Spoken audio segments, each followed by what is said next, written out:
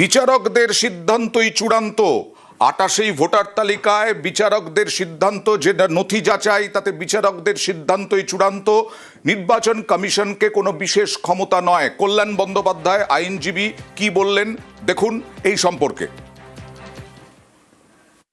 জিজ্ঞেস করেছিলাম, বলেছিলাম যেরকম নমিনেশনের 7 দিন আগে পর্যন্ত ফর্ম 6 ফিল আপ করা যায়, তখন জজ সাহেবরা বলেছেন যে একটু আমাদের পাওয়ার রয়েছে, আমরা সেটা দেখবো, যদি কোনো সমস্যা হয় সেটা আমরা দেখবো, সেটা দরকার হলে বাড়াবো। ইলেকশন কমিশন চাইলো যে তাদেরকে ডিসক্রিপশনের পাওয়ার দেওয়া হোক, যে তাদের ডিসক্রিপশন পাওয়ার আছে, অতএব তারা যেন নেসেসারি সার্কুলার ইস্যু করতে পারে, ইনস্ট্রাকশন ইস্যু করতে পারে। জজ সাহেবরা বললেন না না, তা হবে না, কিচ্ছু হবে না। জজের কোনো ডিসক্রিপশন কোনো কিচ্ছু না, যা আছে সেদিনকার মতো যা যা ছিল সেই ভিত্তিতে সমস্ত কিছু ডিসাইড করা হবে। এই যে গোটা বিষয়টি 28 ফেব্রুয়ারি তালিকা এবং তারপরে সাপ্লিমেন্টারি তালিকা, অর্ণবের সাথে কথা বলবো যে সাপ্লিমেন্টারি তালিকায় যে নামটা 28 ফেব্রুয়ারি তালিকাতেই ঢোকাতে হবে যাতে নাগরিকদের ভোটাধিকার লঙ্ঘিত না হয় কোনোভাবে, এবং তার সঙ্গে এই যে নির্বাচন কমিশনকে বিশেষ ক্ষমতা দেওয়া হলো না, অর্ণব, কোর্টের এই পুরো মনোভাবটা কিভাবে দেখছো?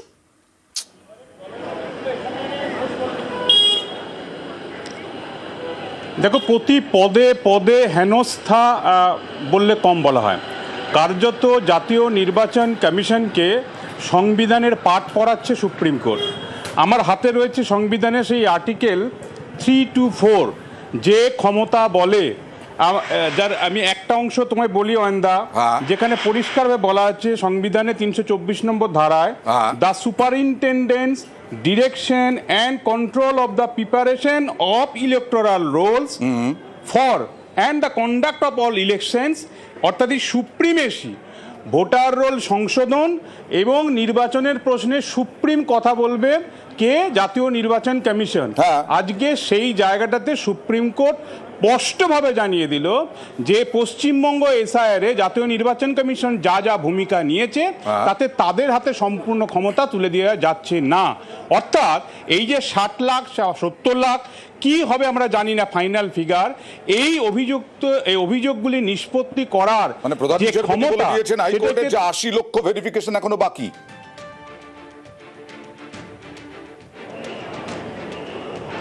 একেবারে তাই, এই সংখ্যাটাই 60, 70, 80, 1 কোটি বা তার বেশি হতে পারে।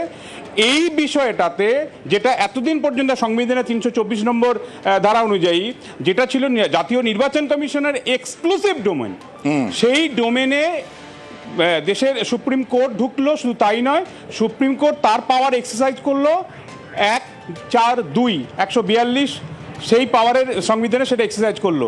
অর্থাৎ সমস্যাটা হচ্ছিল কোথায়? সমস্যা হচ্ছিল লজিক্যাল ডিসক্রিপেন্সি এবং কিছু আনম্যাপ।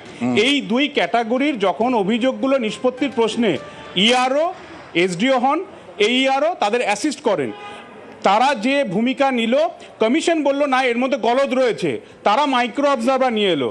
কোথায়? কেন্দ্রীয় সরকারি কর্মচারী, মাইক্রো অবজারভার এবং তাদের যে অবজারভাররা রয়েছেন সেখানে স্পেশাল অবজারভার হতে পারেন সবাই। অর্থাৎ এসডিওরা যে কাজ করলেন বোঝার সুবিধার জন্য, সেই কাজটা কমিশন বলছে সঠিক হয়নি। তাহলে কমিশনের কাজ যদি সঠিক না হয়, সুপ্রিম কোর্ট বলল দুটো কনস্টিটিউশনাল বডি যখন কনফ্লিক্ট হচ্ছে, সুপ্রিম কোর্ট পাওয়ার দিচ্ছে এই জুডিশিয়াল অফিসারদের, তারাই সুপ্রিম। আজকে কমিশন বলল যে তাদের ডিসক্রিপশনারি পাওয়ারটা ইউজ করতে দেওয়া হোক। আজকে সুপ্রিম স্পষ্ট বলল না, 60, 70, 80 যাই হোক না কেন, এই অভিযোগগুলি নিষ্পত্তির প্রশ্নে জুডিশিয়াল অফিসারদের সিদ্ধান্তই চূড়ান্ত এবং সেটাই সুপ্রিম কোর্টের নির্দেশ হিসেবে মান্য হবে। কাজেই প্রতি পদে পদে ছিল, সেটা হচ্ছে যে এই সুপ্রিম কোর্টের শুনানি ছিল 18ই মার্চ, কিন্তু সেটা হয়ে গেল আজকে, এবং এরপর আজকেও সুপ্রিম কোর্টের বিচারপতিরা বললেন যে প্রয়োজন হলে এই গোটা পদ্ধতি যখন চলবে তখন প্রয়োজন হলে আদালত হস্তক্ষেপ করবে। তার মানে প্রধান বিচারপতি কোনো রকম অসুবিধের কথা জানালে হাইকোর্টের প্রধান বিচারপতি আবার মাঝখানে যে কোনো দিন শুনানি হতে পারে।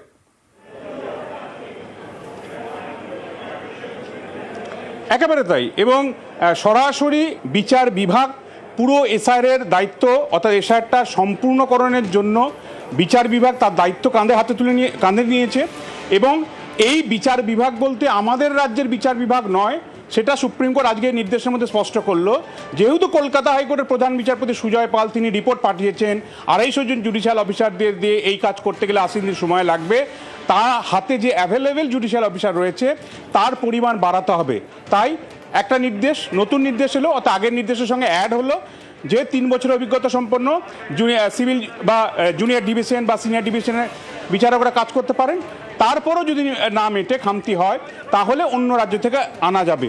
অর্থাৎ এই জায়গায় বিচার বিভাগ যে সক্রিয় হয়েছে আমাদের রাজ্যের এসআইকে সম্পূর্ণ করার প্রশ্নে, সেটা শুধু আমাদের রাজ্যের বিচার বিভাগ নয়, এটা দেশের বিচার বিভাগের একটা সক্রিয় ভূমিকা, যা ইতিহাসের পাতায় লেখা থাকবে। এবং কমিশনের জন্য একটার পর একটা অস্বস্তি নয়। আজকে কমিশন চেয়েছিল যে তারা এই 28 তারিখে চূড়ান্ত তালিকা তাদের ডিসক্রিশনারি পাওয়ার থাকুক। বিচারপতি জয়মাল্য বাগচি হালকা চলে পরিষ্কারভাবে মুচকি হেসে জানিয়ে দিয়েছেন, যদি সেরকম মনে করে নির্বাচন কমিশন, তাহলে কেন্দ্রকে বলুক দুটো আইনের সংশোধন করতে। কোন আইন? পিপলস রিপ্রেজেন্টেটিভ অ্যাক্ট, তার দুটো অ্যাক্টের ওপর একটাতে ভোটার লিস্ট সংশোধন হয়, বিশেষ নিবিড় সংশোধন হয়, আর একটাতে হয় ভোট। এই দুটোর তালে সংশোধনের জন্য তারা পার্লামেন্টে চেষ্টা করতে পারে। কাজেই সুপ্রিম কোর্ট, জাতীয় নির্বাচন কমিশন কি চেয়েছিল আর কি হচ্ছে পুরোটার মধ্যে, অর্থাৎ তাদের বলা আর করা কাজের মধ্যে যে বিস্তর ফারাক রয়েছে, সেটা সুপ্রিম কোর্ট এখন বিলক্ষণ বুঝতে পারছে। তাই শুধু আমাদের রাজ্যের বিচার বিভাগ সক্রিয় নয়, আমাদের রাজ্যের এসআর সম্পূর্ণ করার জন্য ওড়িশা, ঝাড়খণ্ড, সুপ্রিম কোর্ট অর্থাৎ দেশের বিচার বিভাগ এই মুহূর্তে সক্রিয় হয়েছে আমাদের রাজ্যের এই এসআরকে সম্পূর্ণ করতে।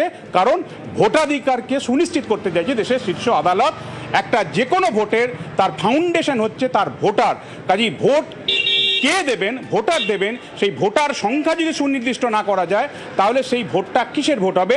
এই প্রশ্নটা ঠাড়ে ঠোড়ে আজ বুঝিয়ে দিয়েছে দেশের শীর্ষ আদালত। আর এই যে এসআইআর দেরি তো হবেই, দেরি তো হচ্ছেই, এই এসআইআর দেরি নিয়ে দোষারোপের পর দোষারোপ। আজকে শ্রমিক ভট্টাচার্য বিজেপি রাজ্য সভাপতি, তিনি এই এসআইআর দেরি নিয়ে আইএএসদের দায়ী করলেন, মুখ্য সচিবদের দায়ী করলেন, রাজ্য সরকারকে দায়ী করলেন। দেখুন, সুপ্রিম কোর্ট আইনের ভিত্তিতে তালিকা প্রকাশের কথা বলছেন, কিন্তু আমরা যারা মানুষের দরজায় ভোট চাইতে যাই, আমরা তো তালিকা হাতে করে নিয়ে যাব, তালিকা সঙ্গে করে নিয়ে যাব। প্রক্রিয়ার এত দেরি হলো কেন? এই দীর্ঘসূত্রিতার জন্য দায়ী তো বর্তমানের শাসক দল।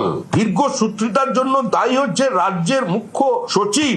আজকের যে পরিস্থিতি তৈরি হয়েছে তার জন্য শুধুমাত্র তৃণমূল কংগ্রেস বা মমতা বন্দ্যোপাধ্যায়ের দিকে আঙুল তোলার সঙ্গে সঙ্গে এটাও মনে রাখতে হবে যে যারা এখানে আইএস আইপিএস অফিসার ছিলেন, যারা ডাব্লিউবিসিএস এক্সিকিউটিভ ছিলেন, তাদেরও একটা নৈতিক দায়িত্ব এবং দায়বদ্ধতা আছে। এর একমাত্র উদ্দেশ্য হলো বাংলাদেশি অনুপ্রবেশকারী জেহাদি রোহিঙ্গাদের প্রোটেকশন দেওয়া। No SIR, no vote. আমাদের যা ফর্ম 7 বাজেয়াপ্ত করা হয়েছে, যে ফর্ম 7 কেড়ে নেওয়া হয়েছে, আগুন লাগিয়ে দেওয়া হয়েছে, আমাদের প্রত্যেকটা অভিযোগকে গ্রহণ করতে হবে। কারণ ভেজাল মুক্ত ভোটার লিস্ট পাওয়ার অধিকার প্রত্যেকটা রাজনৈতিক দলের আছে, প্রত্যেকটা নাগরিকের আছে, এবং তাকে নিশ্চিত করবার দায়িত্ব হচ্ছে নির্বাচন কমিশন।